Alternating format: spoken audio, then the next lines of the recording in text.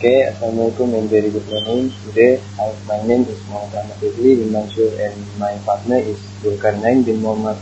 Want present about current issue and future trends of tourism transportation for free cost. So first, uh, I want to talk about whether we like it or not. Tourism entities need to begin to consider the ongoing relationship, okay, and then between the cost of oil and the cost of travel. Travel and tourism are very oil price sensitive products with high toilet rates, and then that is to say once an airplane has left gate and the profit from unsold receipt can never be gained, and the same is unsold seat and never be regular. The same is true of unsold hotel room or attraction tickets. And then the next point, to make tourism even more sensitive, most people are not obligated to travel except in case of business and family. And then the last point is, for the most part, leisure travel is something that people elect to do rather than obligate to do. Okay, this is right to not travel simply to spend one vacation at home means that the tourism industry dare not allow himself become a regiment or to self-assured. And next, I want to pass to the next presenter. Hello, this is my part. It is in this like the travel and tourism experts need to watch the rising cost of oil carefully. No one knows at what point travel can become so expensive that people simply decide to forget it. While no one can predict the future, it is also a mistake not to plan for the future. And the next, for the foreseeable future, assume that gas and oil price will continue to the rise. Gas pump shock now sometimes travel officials need to consider includes countries such as the US, where gas prices have traditionally been low. People tend to ignore rising fuel price. And then lastly, in fact, every day as citizens pass by a petrol station, they are reminded that all major industrial power in a state of wage increase coupled with energy inflation. They are already stepped towards the carpooling and looking for alternative form in transportation. That's all for me. Thank you.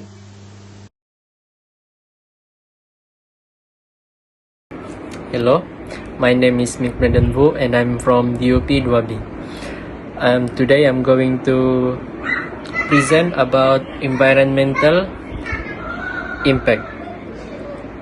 First is tourism often puts pressure on natural resources through overconsumption, often in places where resources are already scarce.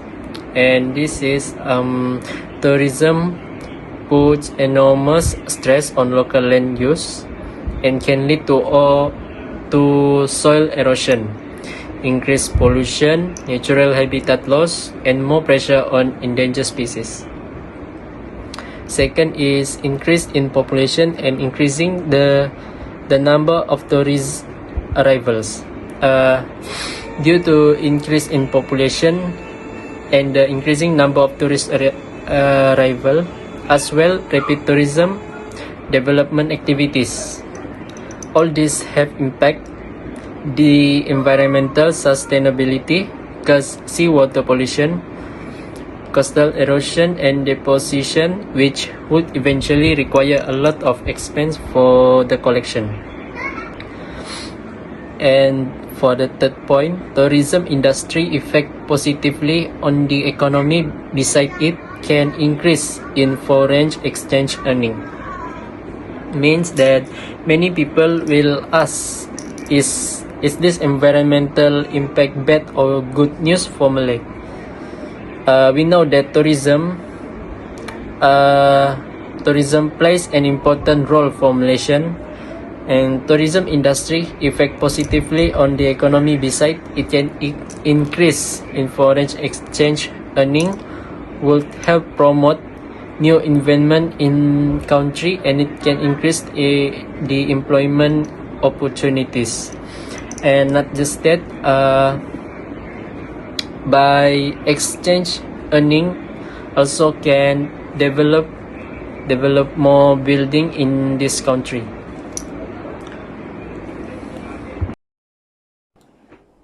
Hello, my name is Muhammad Sulaiman, and now I'm gonna talk about environmental impact. So now I'm gonna explain about depletion of natural resource. So the first one is water resource. As you know, water is one of the most critical natural resource right now. The tourism industry generally overuse the water resource for hotel, swimming pool, and many more. This can result in water shortage and degradation of water supply, as well as generating a greater volume of wastewater. Like in drier regions like the Mediterranean, the issues of water scarcity is of the particular concern because of the hot climate and the tendency of tourists to consume more water when holiday than they do at home. The amount of use can run up to 440 liters a day. So next we go to land degradation. Mineral, fossil fuel, fertile soil, wetland, forest, and wildlife is the most important resource for development, for humanity development. The increasing of construction of tourism and recreational facilities has increased a lot of pressure on this resource. Direct impact on natural resource, both renewable and non-renewable, in the provision of tourist facilities can be caused by the use of land for accommodation and other infrastructure provision and the use of building materials. So now I'm gonna explain. So this is the last part. Air pollution and noise. So for your information, air pollution, transportation by air, road, rail is continuously increasing in response to the rising number reported that the number of international air passenger worldwide crossed from 88 million to 344 million for 5 years. One consequence of this increase in air transport is that tourism now accounts for more than 60% of air travel, therefore responsible for an important share of air emissions. So the noise pollution from airplanes, cars, and buses, as well as recreational vehicles such as snowmobile and jet ski, is an ever-growing problem of modern life.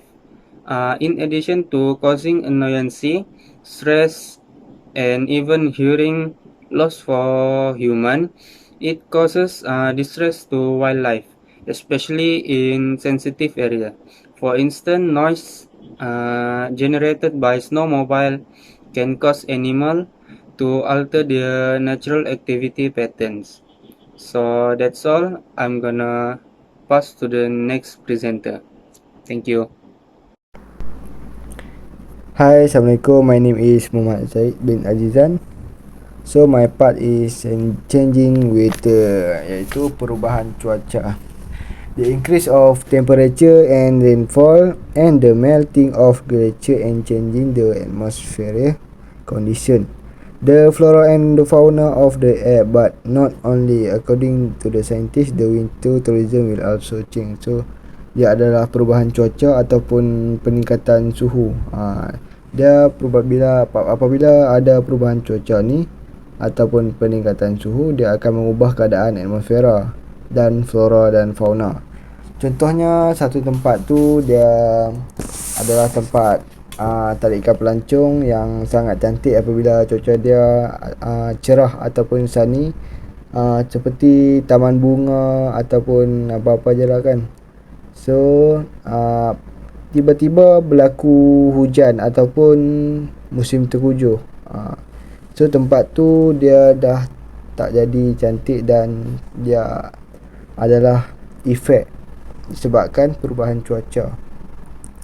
So the conclusion, every attraction place have their own weather. Dia ada perubahan cuaca yang tersendiri, and when have a changing weather that can increase the tourism income. So this type of weather, sunny. The basic type of weather: sunny, partly cloudy, rainy, stormy, snowy, windy, hail and mush. The basic, and they have more type of weather. So next is climate impact on transportation. So the impact on the land-based transportation. Climate change will likely impact roadway, ice road, vehicle and railway. So weather reflect short-term condition of the atmosphere, while climate is the average daily weather for an extended period of time at a certain location. Dia kesan perubahan cuaca pada pengangkutan. Dia apabila perubahan cuaca pengangkutan ni pula dia disebabkan oleh tanah ataupun jalan raya. Contohnya apabila jalan raya kita dan tanah ataupun tempat kita nak tuju tu dia berlakunya perubahan cuaca seperti salji. Jadi tanah tu akan dipenuhi oleh ais disebabkan salji. Jadi kenderaan biasa tak boleh lalu dan jalan tu perlu dibersihkan, dan dia ada mengganggu untuk orang awam untuk lalu lintas. So why weather is changing in the world? The change in global temperature and weather patterns in today, however, caused by human activity, disebabkan manusia juga, and they are happening much faster than the natural climate variation of the past. So on average, the effect of greenhouse gas is to increase global temperature. Dia kesimpulan dia kan, kebanyakan cuaca ni lah, cuaca yang teruk ataupun cuaca yang terjadinya tanah runtuh, jalan retak ataupun apa-apa kan. So disebabkan oleh manusia yang melakukannya. Dia bukan semua manusia lah, dia disebabkan oleh manusia juga. So dan dia ni berlaku lebih pantas berbanding iklim semula jadi pada zaman dahulu. Okay, so that's all from my part. I will pass to the Ryan. Thank you. Hello and good days. My name is Ryan Olsen Rajin, and today I'm gonna describe about types of weather. Partly cloudy weather is when some clouds are hovering above the horizon level. However, most of the sky remains clear and there is no precipitation of any kind. Third point is cloudy weather is when a significant amount of cloud is covering the sky. Okay, a cloudy day may result in some weak shower, snowfall or even thunderstorm. Although a thunderstorm temporarily overcasts the sky as it happened. Fourth is rain. Rain is condensed moisture of the atmosphere above falling under the form of liquid droplets. It is an extremely important phenomena that allows life to flourish on continents. So next is snow. Snow is atmospheric water that froze and fell to the ground, covering it. It happens when the temperature of the air falls at 0 Celsius. So temperature of the ground doesn't go beyond 0 Celsius, 32 Fahrenheit. Orton Leslie is strongly a thunderstorm is type of weather characterized by lightning. Assalamualaikum and very good morning to all. My name is Muhammad Sadul Mansur from UP2B. My number metric is 36 DUP20 F1103. Today I will tell you about current issues of future trend of tourism transportation, and I chose the title is safety, and my issues is LRT trends Conrad at Petaling Jaya. A total of 213 passengers were injured.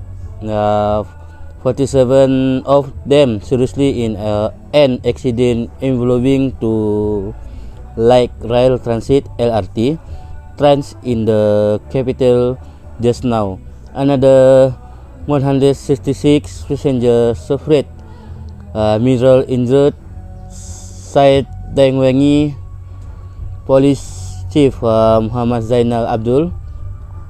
The accident happening between Kampung Baru and KLCC station. The two LRT trains were believed to be on the same route when the accident occurred. And for me, I just two steps that need to be taken overcome. Point number one is take a seriously look railroad management, and point number two, combine intangible aspect of civil engineering, structure, track, electrical equipment, signaling, and communication equipment with intangible aspect of operation, maintenance, training, and management. For me, this all. Thank you.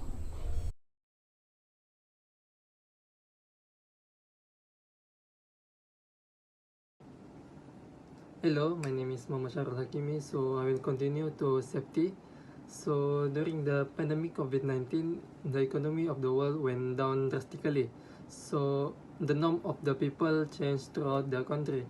Most of the people asked to wear face masks, and people asked to practical social distance by the World Health Organization. So the COVID-19 caused a lot of changes. This include tourist and tourism operator PPE, company hygiene standard, and the last one is premise standard operating procedure, the SOP. Thank you. Hello, Assalamualaikum and hello everyone. My name is Muhammad Kuzaimi. I'm from class DUP2B. My matrix number is 36 DUP20 F1086. Okay. Today I will explain to you about the future challenge in tourism transportation. The example is pandemic. Okay. What pandemic can affect to the tourism transportation? Okay, the first one is the airline industry face strong headwind. As we know, global travel is severely affected by the COVID-19 containment measure. Air transportation, which account by for the largest share of the passenger transportation export and import value, is particularly affected. Okay, same as water, road, and rail transportation are affected also. Okay, the second one is flight capacity has been significantly reduced since the outbreak of the pandemic COVID-19. Okay, globally, scheduled flight capacity has declined by 65%. Okay, example, in the United States and Japan, flight capacity has been dropped by 72% and 48% respectively. Okay, the last point is the global travel sector has experienced severe disruption. For example, as a result of the travel restriction and the closure of tourist attraction, more than 110 countries have stopped incoming traveler including Malaysia, and almost all countries have put in place restriction is of some kind. Example is Malaysia going to MCO, like Perintah Kawalan Pergerakan. Okay, that's all from us. Thank you so much. Assalamualaikum warahmatullahi wabarakatuh. My name is Ikwan Rabani bin Matsung and my matrix number is 36TUP20F1084. Today, I will talk about future challenge in tourism transportation. So let's go. I want to present about the challenge you are facing due to the current state of transportation in Malaysia. Okay, because we want to build a highway as we embrace more economic development, we are causing deforestation. For example, Ulu Langat Expressway. In order to build the expressway, we need to clear quite a large area of forest, which I don't think to contribute much for a greener Malaysia. Nowadays, we need more highway because of the growing population and the increasing number of vehicles. So, this current trend will cause a green tree in Malaysia will be more cut down, and it will cause a climate change which is bad for the environment in Malaysia and also the world. So that's all from me. Thank you very much.